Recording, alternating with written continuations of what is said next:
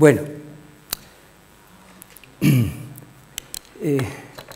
primer lugar, un brevísimo comentario inicial que tiene, pues, que tiene que ver con lo que me he propuesto, que es una modesta comunicación que supone exclusivamente, pues, la reinterpretación de una obra leída y comentada desde la primera hoja hasta la última, en el sentido de que es, a mi juicio, una de las cosas que tenemos que hacer, precisamente porque esto es lo particular, claro, y lo otro, pues, en fin, hay que cogerlo con pinzas, entre otras cosas, sobre todo cuando, por ejemplo, pues se confunde a un autor fundamental del pensamiento público español como es Baltasar de Ayala, no Francisco, cuya obra pues hay que conocer de la primera página a la última, no basta con mencionarla. Bueno, con esto yo creo que he dicho algo que me parecía que, como no hubo tiempo para la intervención, pues podía reventar, y entonces ya lo he dicho, y con esto también pues empiezo a hacer pues mi modesta comunicación, que es una reinterpretación de una obra clásica, que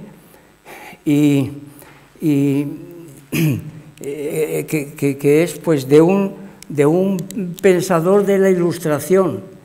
Precisamente cuando el otro día Juan de la Cruz habló de Habermas y dijo que de alguna manera representaba el espíritu de la Ilustración, pues aunque yo no compartiera las tesis que él pudo fundamentar, pues yo di por muy bueno el hecho de que para hablar del presente, pues vayamos a ciertas querellas del pasado.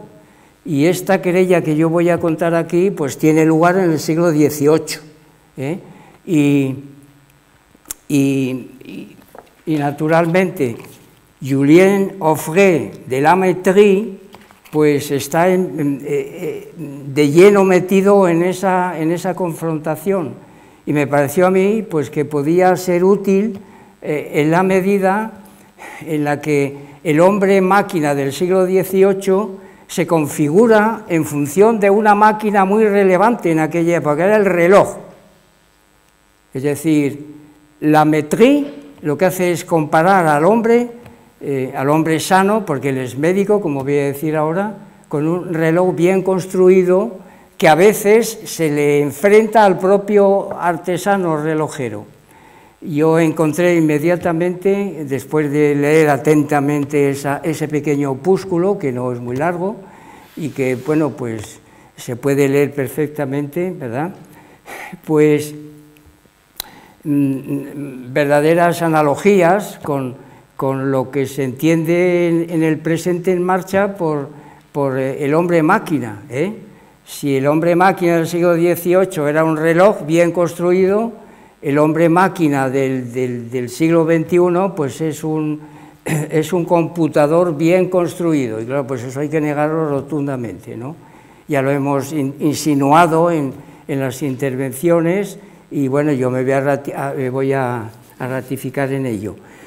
Pero precisamente para hacer esta crítica monumental, pues hay que tener la paciencia de coger esas obras y leerlas pues atentamente, ¿verdad? Bueno, entonces lo primero que vamos a decir, claro, es obligado, ¿verdad? Es obligado, porque yo voy a intentar, ya sé, ¿no?, que alguien dirá, bueno, ya estamos con la historia filológica de la filosofía, porque aquí se va a hablar de un libro. Bueno, va a haber una pequeña concesión a la historia filológica de la filosofía, pero lo que yo me propongo es una historia filosófica de la filosofía en el sentido crítico, porque voy a hacer una crítica, creo yo, ¿no?, demoledora a esta obra de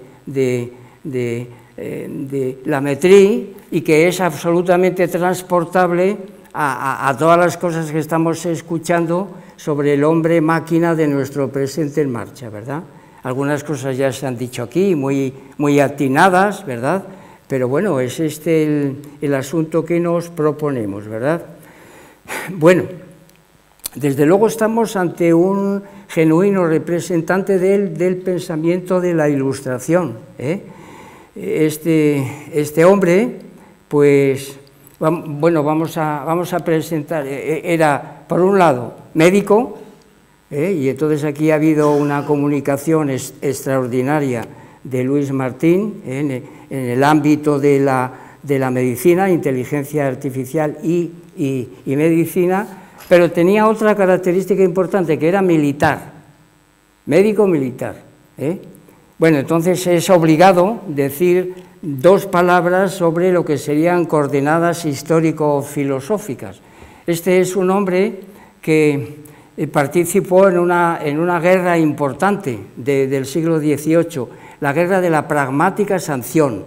España ya había perdido la hegemonía en la paz de Westfalia y ese lugar lo había ocupado Francia.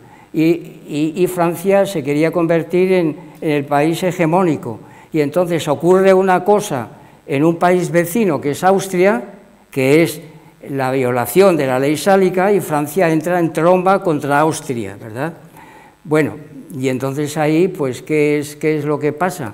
Que España ya contaba poco, en el siglo XVIII, en el continente todavía tenía su importancia en el Nuevo Mundo, claro, por supuesto, eso no lo había desechado ni lo había perdido, ¿verdad?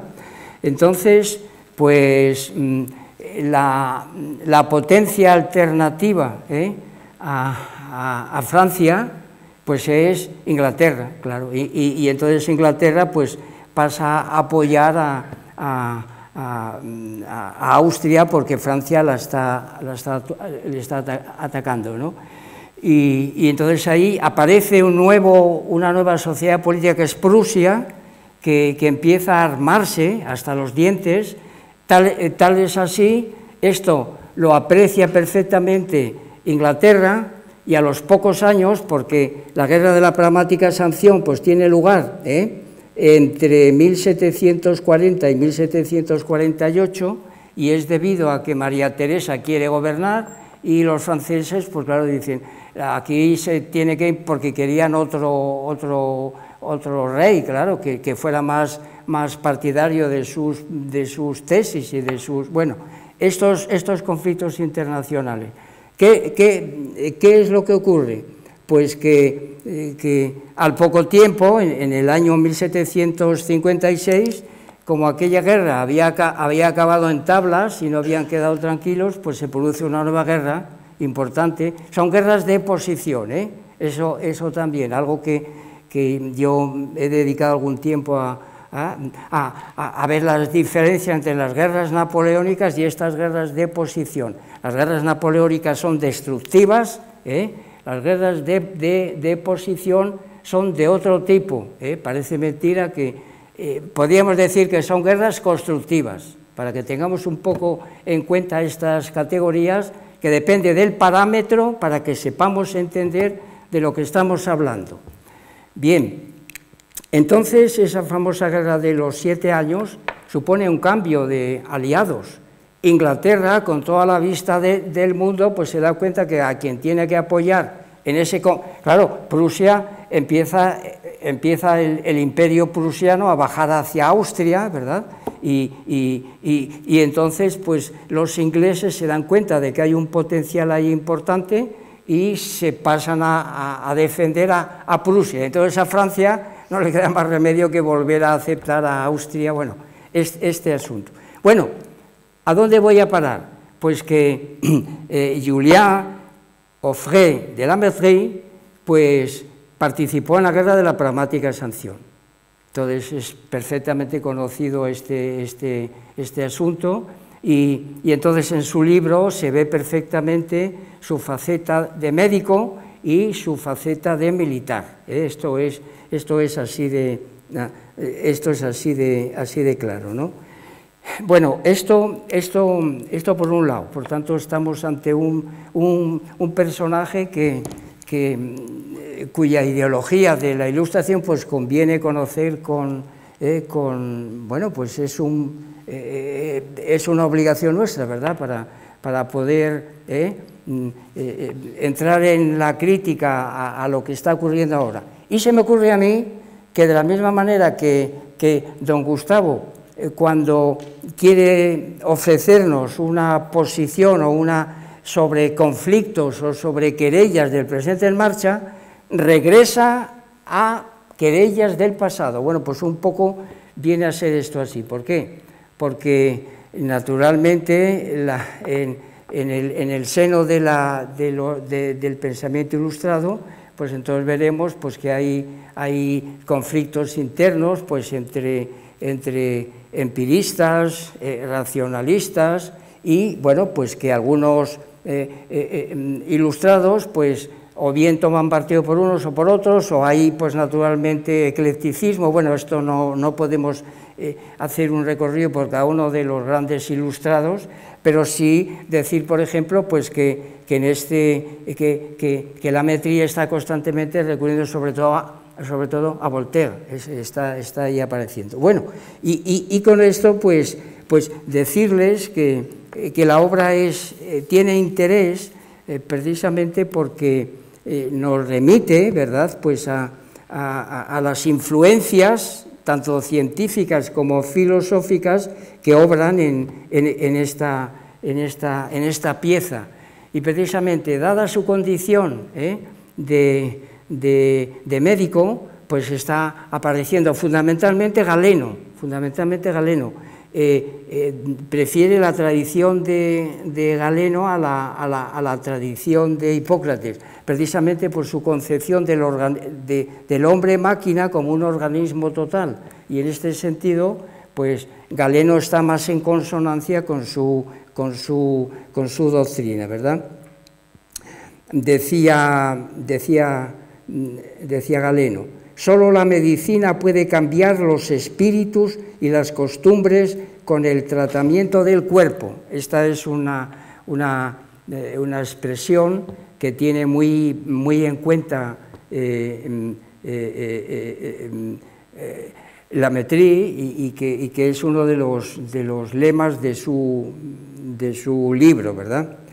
¿Qué otros autores son importantes? Claro, naturalmente, Harvey, Thomas Willis, que es otro médico del siglo XVIII y anatomista, pero luego hay otros anatomistas importantes que están constantemente saliendo, con lo cual nos permite esto reconstruir el estado de las ciencias en aquel momento, ¿verdad?, en el siglo XVIII, como son, por ejemplo, Malpichi, como saben ustedes, pues el de los glomérulos, Falopio, otro anatomista y médico, un famosísimo médico y químico alemán que es Stahl, aparece Linneo, aparece Torricelli, Newton, Maupertus, Boyle,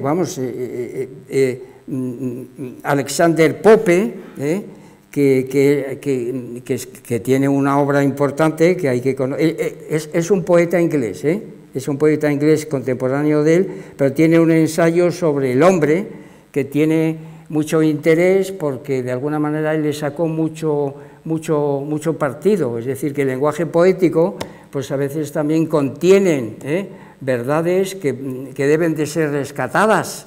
¿Por qué? Pues porque el lenguaje poético no anula, no destruye completamente el lenguaje científico, sino que muchas veces es como un celofán que lo protege y lo hace llegar hasta nosotros. Estas son las cosas, ¿verdad?, que si uno detenidamente lo mira, pues se dará cuenta de ello,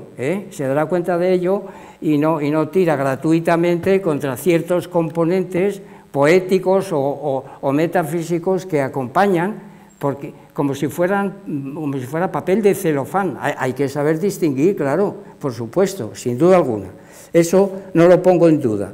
Desde luego, otro personaje importante que está presente en la obra de La Métrie, pues es Luc, porque Luc también fue médico, además de filósofo.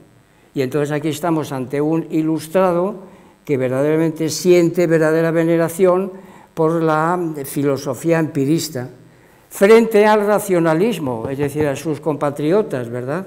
Es decir, que La Métrie, pues naturalmente arremete contra Descartes, contra Malebranche, contra Leibniz, contra Pascal, todo esto aparece. Entonces, ese pequeño opúsculo ofrece muchísima información, ¿verdad? Y luego, pues, pensadores de la Ilustración que están ahí, pues ya he dicho, Voltaire, Diderot, Bayle, y hay que decir que, curiosamente, y esto es lo paradójico, que Julien Offray de La Métrie se formó en un colegio de jansenistas, o sea, que para que vean ustedes las paradojas que arroja este asunto, ¿no? Es decir, él va a ser considerado como el librepensador por antonomasia y un materialismo pues anticlerical, antirreligioso. Resulta que se ha formado en un colegio derivado de Jansenius, o sea que con esto ya decimos también alguna otra cosa. Bueno, pues también aparece Pascal, Spinoza, Fenelón, bueno, en fin, es un... Y con respecto a pensadores antiguos, por eso tiene su importancia, pues claro, sobre todo está apareciendo Aristóteles, claro, sí, esto es así, pero también Lucrecio. Veremos que uno de los componentes fundamentales es su doctrina sobre la felicidad. El profesor Bueno, en uno de los apartados, uno de los modelos, el modelo número 8, lo pone como ejemplo a La Métrie. Les remito, ya me adelanto por si no me da tiempo, ¿verdad? Pues en el mito de la felicidad, el modelo 8, monismo materialista progresista, en la página 284, ahí aparece el tratamiento de don Gustavo. No sé si me dará tiempo a llegar a la doctrina de la felicidad que aparece ahí, que es una doctrina absolutamente canalla, es felicidad canalla, de lo más canalla, de lo más canalla. Fíjense ustedes, también adelanto, que su fallecimiento ocurre por un acto de glotonería, muere, es adelantarse en el 1751, porque se excedió en tomar un paté de águila, el hígado de un águila que era exquisito por lo visto, bueno, pues él se excedió y murió, o sea que con esto ya decimos bastante. Bien, entonces, dicho esto, pues vamos a hacer un pequeño, vamos a sacar de este pequeño opúsculo algunos comentarios desde la gnoseología, comentarios gnoseológicos. Esta es mi intención, un comentario ontológico, un comentario ético, claro, y bueno, luego si nos da tiempo, pues una valoración final. Esto es el plan que les he propuesto yo aquí. Pero fíjense, les he dicho antes que lo que yo voy a hacer, con todas las de la ley, y esto lo defiendo, que se puede hacer una reinterpretación de una obra filosófica y ser eso una historia filosófica de la filosofía, porque se incorpora el instrumental crítico que proporciona el materialismo filosófico, que es lo que voy a intentar hacer. Otra cosa es que ustedes digan si es acertado o no.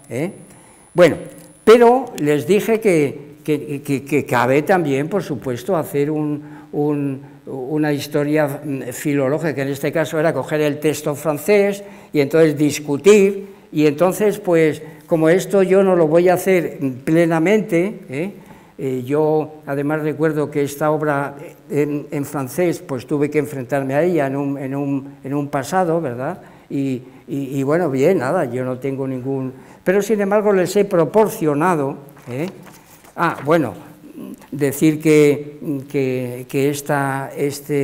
el hombre máquina, pues la he cotejado a partir de dos traducciones. No vamos a entrar en el texto francés, sino dos traducciones, una la que nos proporciona la editora nacional. Allí por el año 83 apareció la obra completa. Por tanto, otro de los trabajos de Lametrie es un estudio sobre Epicuro, con lo cual ya tenemos un poco y la otra editorial, pues es esta, muy reciente, la editorial Eneida, que pues ha aparecido pues hace poco, en el 2000, tampoco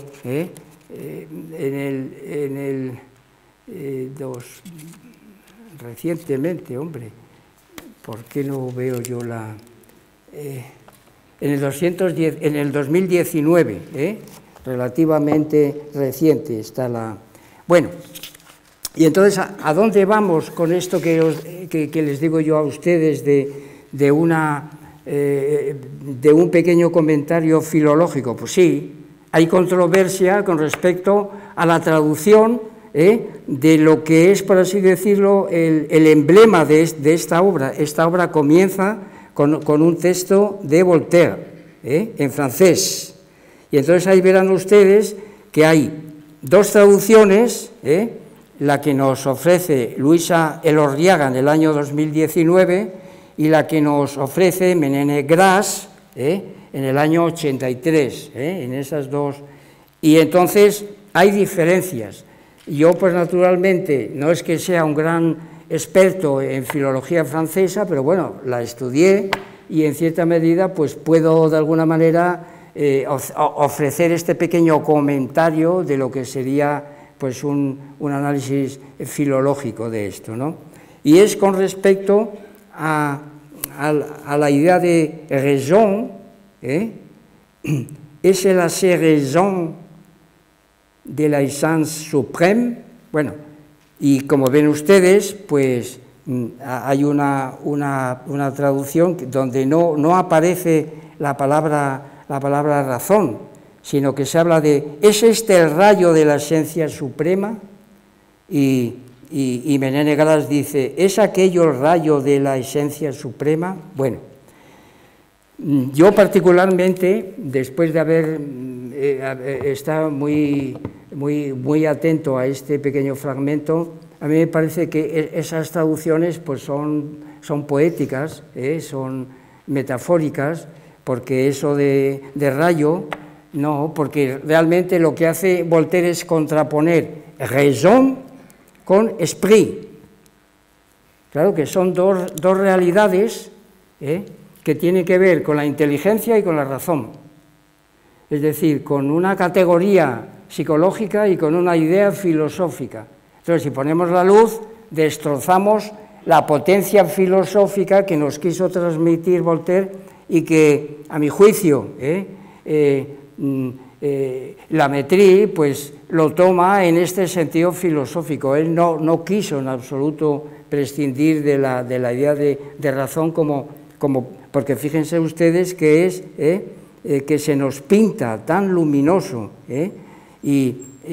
mientras la palabra razón pues tendría que ver con razón práctica, razón práctica, es lo que está diciendo Voltaire, y entonces cómo pues la inteligencia tiene que encaminarse hacia la resolución de problemas prácticos, mientras que la palabra espíritu, pues como ven ustedes, se remite al futuro. Claro, es un precedente muy claro del espíritu objetivo hegeliano. Claro, esto es así, que podría de alguna manera pues tener estos componentes ya en algún pensador ilustrado, ¿no?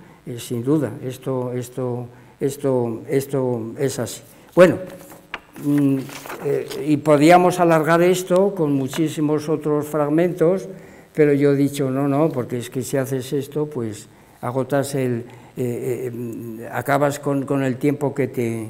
Bueno, Entonces, vamos a hacer unas pinceladas, incluso tendremos que declinar la posibilidad de leer los textos que fundamentan lo que quiso decir, es decir, textos que tenía en cuenta perfectamente Lamettrie, dirigidos naturalmente contra Descartes, pero también contra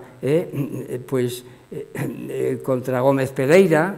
Tengo el Antoniana Margarita aquí perfectamente catalogado, pues porque hay referencias, claro, naturalmente, la distinción entre hombre y animal, que precisamente Lamettrie pues borra esas diferencias. No hay tal diferencia, es lo mismo. Los hombres son animales y tanto uno como otro pues son máquinas, ya está, no hay que darle más vueltas al asunto. Bueno, vamos a sacar 3 o 4 componentes noseológicos de esta obra de Lamettrie, ¿no? Yo he visto la primera lectura que, bueno, la que he hecho recientemente, por así decirlo, ya la he hecho con una perspectiva. He visto yo que la obra de este hombre, pues en realidad es una antropología médica y militar, dada precisamente su condición de médico y su condición de militar, y seguir el rastro, y está continuamente pues con la medicina por bandera, como es lógico, es decir, que eso pues está absolutamente presente en su obra. ¿Y dónde lo podemos encontrar? Yo he escogido, de entre las muchas páginas, pues en la página, aquí, 200, leeré solamente este fragmento porque si no, no nos va a dar. Vamos allá. Aquí. Y muy concretamente, ¿qué le preocupaba a un personaje como Lamettrie? Pues las enfermedades, claro. Entonces, en la obra pues está constantemente dando cuenta de ellas. Les leo un pequeño fragmento, dice Lamettrie: en las enfermedades, el alma tan pronto se eclipsa y no muestra ningún signo de sí misma, tan pronto se diría que es doble, por lo que el furor la transporta, tan pronto la imbecilidad y la convalecencia de un necio da a un hombre de talento, tan pronto el mayor genio convertido en un estúpido no puede reconocer más a Dios, a todos esos bellos conocimientos adquiridos con tantos esfuerzos y con tanto pesar. Aquí un paralítico pregunta si su pierna está en la cama. Claro, esto es... Y allí un soldado, claro, la referencia, cree tener el brazo que le han amputado. Esto es una experiencia personal suya que vio en el campo de batalla, en la guerra de la pragmática sanción. Bueno, en cuanto a las enfermedades, hay muchas referencias, está... el libro está lleno de referencias y por eso tiene interés, porque desde ella nos permite reconstruir el estado de la medicina en el siglo XVIII. Es una cosa importante. En algunos casos pues hay verdaderas luces, estamos en el siglo de las luces, pero en otros hay verdaderas sombras, y es verdaderamente alarmante como un hombre de esta talla pueda decir las ligerezas que dice, ya leeremos ahora a continuación. Primero vamos a ir al asunto de lo que hemos dicho, la antropología médica, fundamentalmente con respecto pues, a las enfermedades y a los efectos que producen estas enfermedades, a a las causas, todo esto tiene pues mucho interés. Y luego con respecto a los soldados, pues esto que les he dicho yo ahora mismo, ¿no? Esta lectura que hemos hecho, dice, por ejemplo, curso ante la... Bueno, bien, este texto, leemos otro y con ello tenemos bastante, no hace falta. Por ejemplo, vamos allá, 227, dice... Experiencia 27, pues no va a ser. Sí, bueno, 200.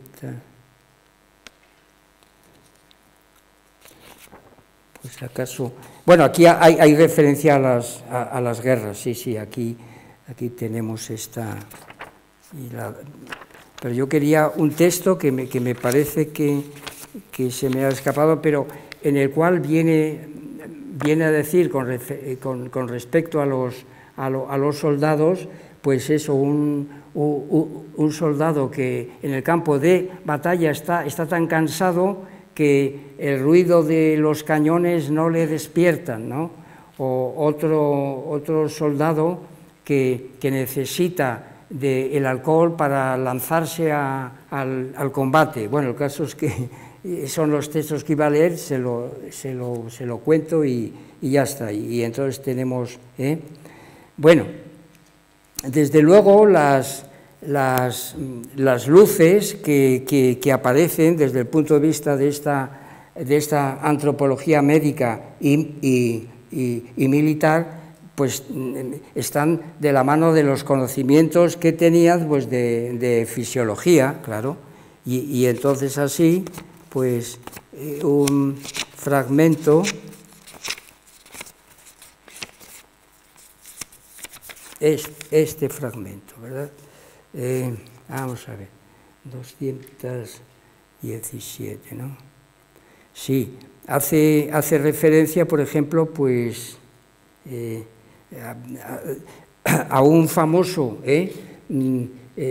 otorrinolaringólogo del siglo XVIII, que es Amán. Sabéis por el libro de Amán y por todos aquellos que han vulgarizado su método, cuántos prodigios ha sabido operar sobre los sordos de nacimiento, en cuyos ojos, sobre los sordos de nacimiento, y de alguna manera, pues aquí comete él pues una impostura, a mi juicio, porque dice, de la misma manera que Amán conseguía devolver la audición a los sordos de nacimiento según unas técnicas, pues dice él, yo creo que a los chimpancés se les puede enseñar a hablar. Es decir, un hombre que tenía que saber, por supuesto, que la fisiología de un simio, él pone el ejemplo de un orangután, pues es imposible que articule, no tiene tracto vocal, por mucho que pretendamos enseñarle, pues la lengua no tiene suficiente espacio para moverse en el tracto vocal. Ya sabemos que para que haya articulación, pues la lengua tiene que tocar el velo del paladar, tiene que moverse, ¿no? Y esto es imposible en los chimpancés. Él está convencido de que según esas técnicas, ¿por qué? Pues porque no hay diferencia entre hombres y animales, todos son iguales, y entonces pues tenemos ahí ese materialismo suyo tan grosero y que no hace distinción entre hombre y animal, No hay para él pues diferencia entre etología y antropología, no hay espacio antropológico por ningún lado, en absoluto, claro, y con esto pues estamos diciendo del libro tan simplón y tan vulgar que es será muy materialista, fue considerado muy materialista, pero esto es así, ¿verdad? Y luego otro error, a mi juicio, que yo he podido, pues es que también incurre en el cerebrocentrismo. Para él toda la inteligencia y toda la pues reside en el cerebro, y ahí está todo depositado. Hay un cerebrocentrismo, vamos, exacerbado en su... Estas serían, a mi juicio, pues componentes que, por un lado, él conoce el estado de los tratamientos de ciertas anomalías, como es el asunto de la sordera, pero de ahí saca unas conclusiones que son impresentables, claro. Es decir, que ya en el siglo XVIII se sabía perfectamente que el tracto vocal de un chimpancé es diferente al tracto vocal de un humano, aunque no se contara con los oscilógrafos de hoy y con las técnicas de medida de las que disponemos hoy, ¿verdad?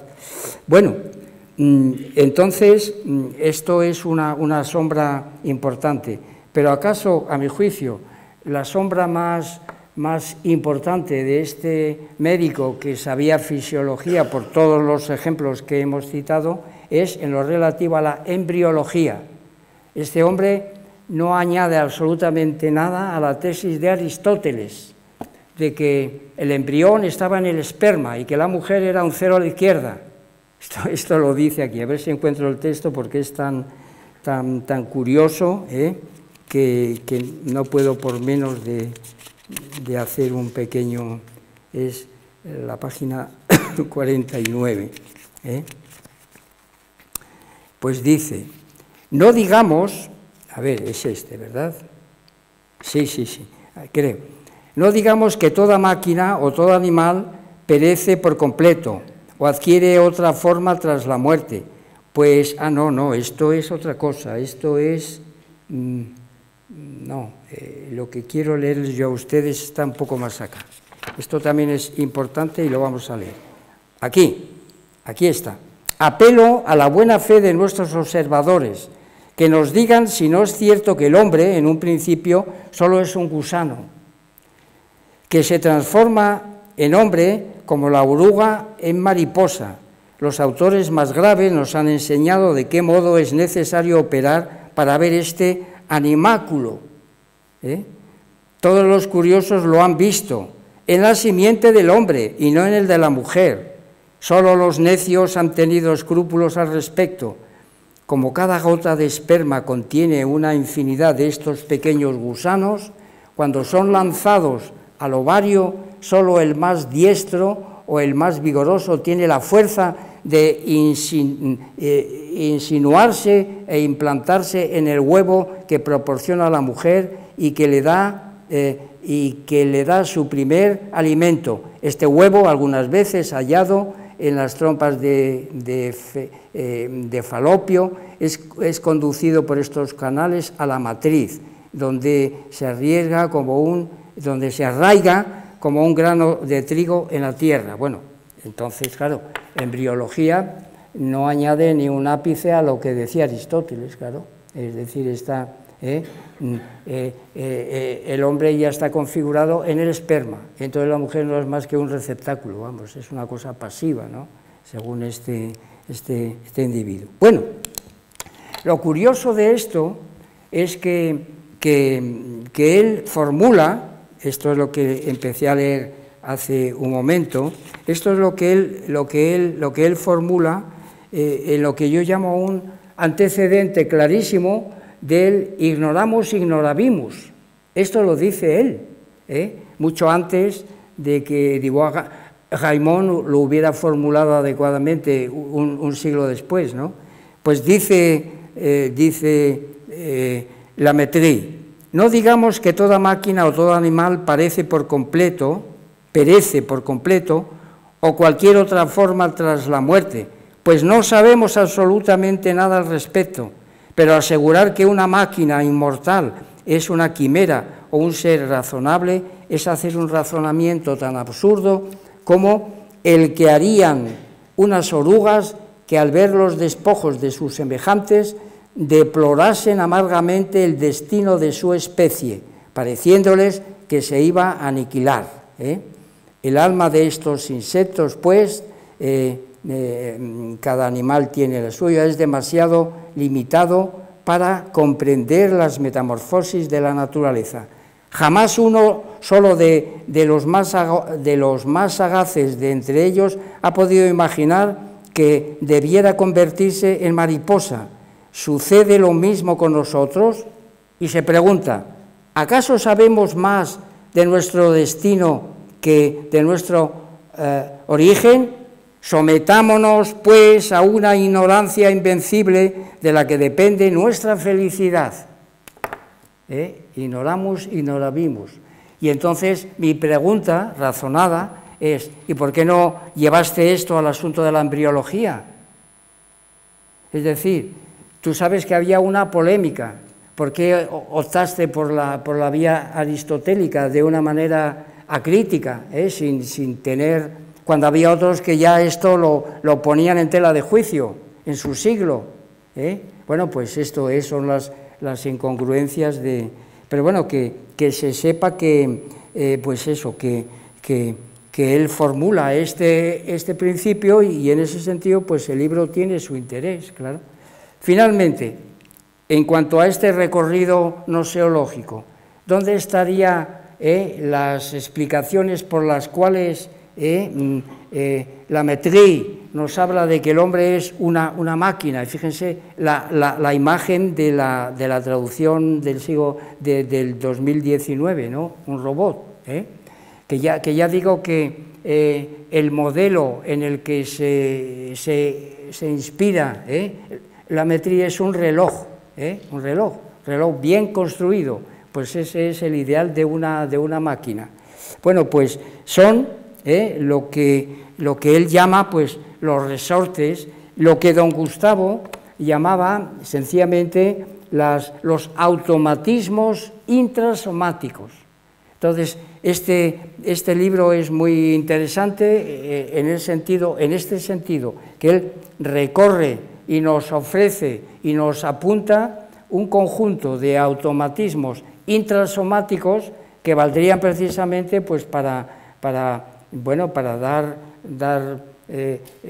verificar esa noción que nos presentó don Gustavo, distinguir entre automatismos intrasomáticos, que son los del hombre-máquina, que es capaz de, ahora leemos alguno de ellos, ¿verdad?, y distinguir eso de los automatismos extrasomáticos, que son los que hacemos con las máquinas. En realidad, el hombre no es una máquina, y nosotros hemos fabricado máquinas y tenemos con ellas, pues, un tipo de vínculo que se funda precisamente, pues, en los automatismos extrasomáticos. La inteligencia artificial es uno de esos automatismos extrasomáticos, tal y como lo intentaré presentar si no nos da tiempo hoy, pues en otra ocasión, que la generosidad de Gustavo ya ha cubierto de alguna manera, sabiendo de qué pie cojeo continuamente. Pues estos resortes, vamos a leer alguno, que es lo que configura y los tengo, está en la página 237. 235, 6, 237.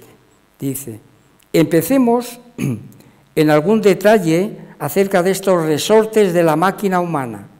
En esto consiste nuestra faceta mecánica, en estos automatismos que don Gustavo llamaba intrasomáticos. Además de los extrasomáticos estarían los intersomáticos, claro. Esto es así de claro. Y yo en el libro de la Métrie solamente me he encontrado con los automatismos intrasomáticos. Estos otros no los contempla ni mucho menos, desde la doctrina que nosotros tenemos. Dice la Métrie, entremos en algún detalle acerca de estos resortes de la máquina humana. Todos los movimientos vitales, animales, naturales, automáticos, se hacen en virtud de su acción, no es maquinalmente que el cuerpo se parte, presa de terror, se lo pregunta, no es maquinalmente que el cuerpo se parte presa de terror a la vista de un precipicio inesperado. Esto es un resorte, ¿verdad? Es decir, a apartarse de un precipicio, claro, esto es un automatismo, y que los párpados se cierran ante la amenaza de un golpe. Cuando vamos a recibir un golpe, cerramos. Esto es un automatismo. Luego somos una máquina, como se ha dicho, y que la pupila se encoge ante la luz, por proteger la retina y se dilata para ver los objetos en la oscuridad. ¿No es maquinalmente que los poros de la piel se cierran en invierno para que el frío no penetre en el interior de los vasos, que el estómago se solivianta irritado por el veneno, o por cierta dosis de opio, o por los vomitivos, que el corazón, las arterias y los músculos se contrae durante el sueño, al igual que en la vigilia, y que el pulmón desempeña un papel de un fuelle que funciona sin parar? ¿No es maquinalmente que actúa todos los esfínteres de la vejiga, del recto, y que el corazón tiene una contracción superior a la de cualquier otro músculo, y que los músculos erectores hacen enderezar la verga, ya sea en el hombre como en los animales, etcétera, etcétera? Bueno, sobre este asunto del órgano viril, él le da mucha relevancia. Luego, cuando, si nos da tiempo de llegar a la ética y veamos su doctrina sobre la felicidad, los textos, podríamos decir, eróticos son exagerados, vamos, y vamos a terminar con la lectura de alguno de ellos, ¿verdad? Bueno, pues este conjunto de resortes están bien analizados desde nuestro materialismo, pues sabemos que son automatismos intrasomáticos, claro, que son defensivos y que gracias a ellos pues mantenemos la firmeza de nuestro organismo. Esto es así de claro, ¿verdad? Y que en algunos casos pues son reflejos condicionados, también él apunta hacia esa posibilidad. Por lo tanto, pues el libro tiene su importancia y su valor. Bueno, en cuanto a la gnoseología, hay otros detalles, pero voy a declinar el abundar más en ellos. Con estos que he dicho, pues creo que tenemos suficientes, y entonces me voy a dedicar ahora durante un par de minutos o más, pues a hacer un pequeño comentario de lo que sería su ontología.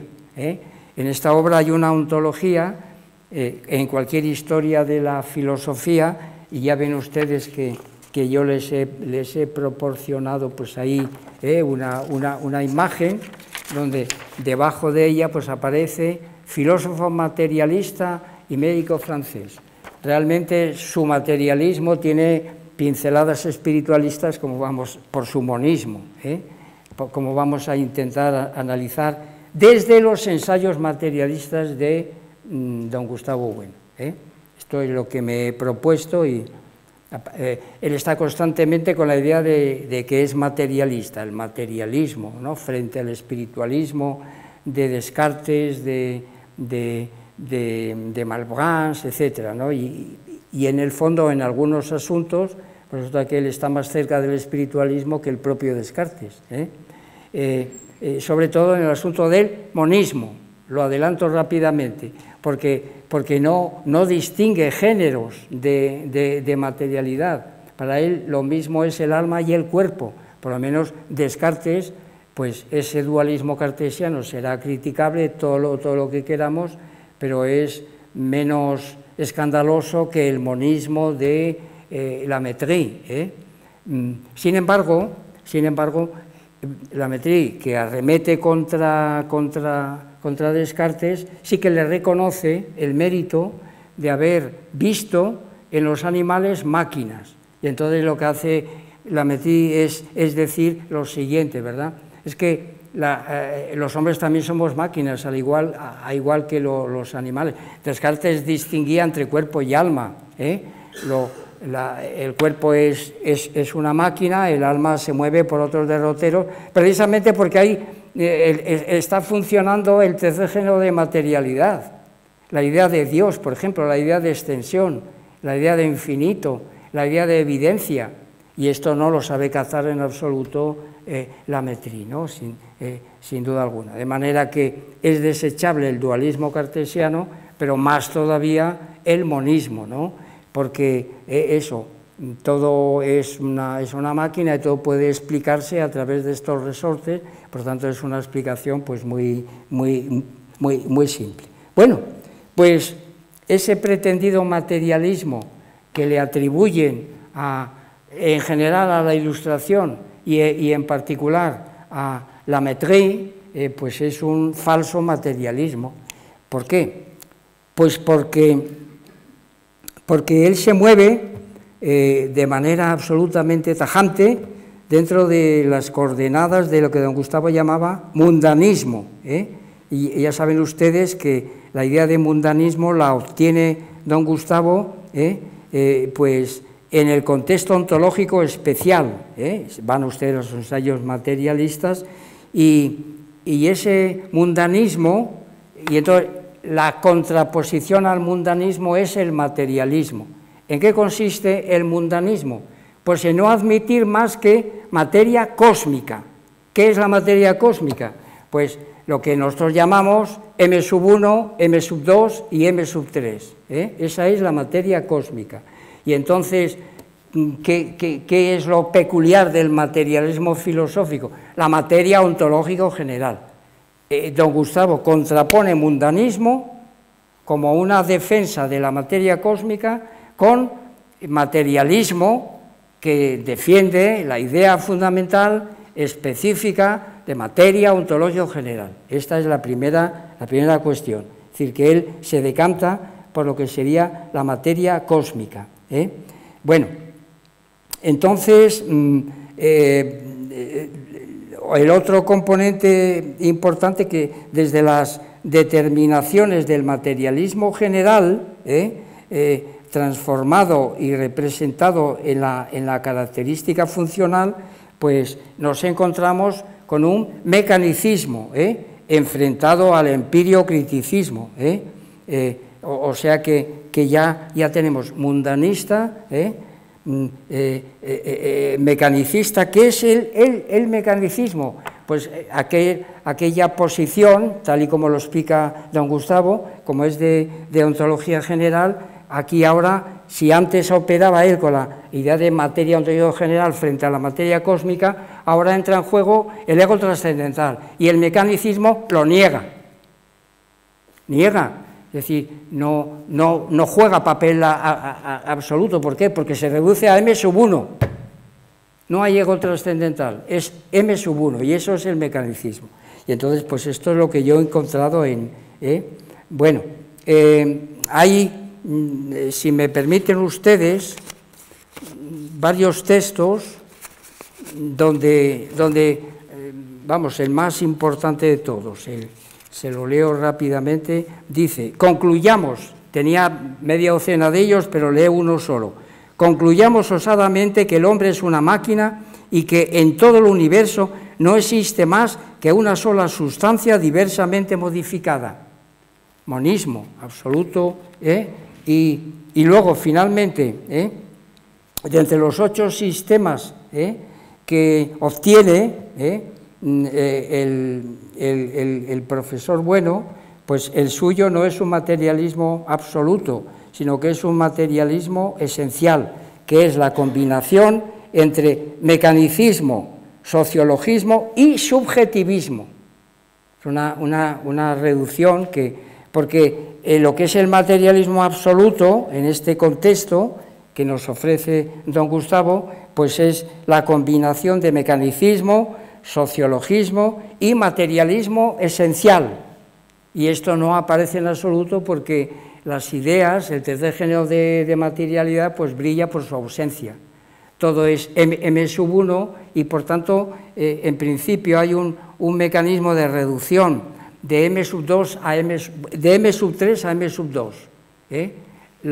Las ideas pues están exclusivamente en la mente, pero no a la manera cartesiana, que tienen objetividad, porque pueden salir fuera de la conciencia. Esto no está en absoluto, sino que se identifica, y luego todo ello se reduce a m1, claro, porque no hay ego trascendental. Y entonces, pues, su materialismo cósmico se combina con un formalismo, ¿verdad?, primogenérico, donde si en el materialismo la materia es cualquiera de los géneros de materialidad y la forma es la unidad del mundo, pues el formalismo, una de las materialidades, juega el papel de lo que sería la forma del mundo y por tanto la Métrie hace una reducción de m3 a m2, como he dicho, y de m2 a m1. Por tanto, resumiendo, estamos en un tipo de materialismo que si ahora jugamos con los valores del espiritualismo, pues veremos que está más cerca del espiritualismo que del materialismo. Con lo cual, el pretendido materialismo de la Métrie, pues es bastante pues discutible. Y con esto los 4 puntos que había insinuado yo con respecto a la ontología. Y entonces ahora nos quedaría, no sé si voy a poder tener tiempo, entonces esto quedará para otra sesión, referirme a la ética del hombre máquina, esto que he dicho, porque tiene mucho interés, porque esto lo aborda el profesor Bueno en el mito de la derecha. Yo lo que he hecho pues es una reinterpretación. Y luego pues naturalmente cabe una valoración final y luego, claro, meterme en el otro gran tema. Si resulta que nosotros desechamos el hombre máquina del siglo XVIII y el hombre máquina del siglo XXI, ¿cómo resolvemos nosotros la relación entre las máquinas y el hombre? Pues eso, que vamos a hablar de las máquinas del hombre, haciendo una clasificación de ellas, teniendo en cuenta coordenadas objetivas, sobre todo las de las capas de la sociedad política, las máquinas que han sido elaboradas y construidas en función de las capas de la sociedad política. Y luego, pues, los enfrentamientos entre las sociedades políticas. Bueno, haré un recorrido por ese tipo de máquinas para desembocar en una máquina particular que es, pues eso, la inteligencia artificial, los ordenadores, claro, como un tipo específico que habrá que situarlo, pues bien en una capa, en un eje, también del espacio antropológico, pero esto es lo que haremos después de hablar de la ética, claro, que parece que está muy presente, hay una doctrina de la felicidad en la obra de la Métrie. Y nada, pues nos tenemos que quedar aquí. Muchas gracias.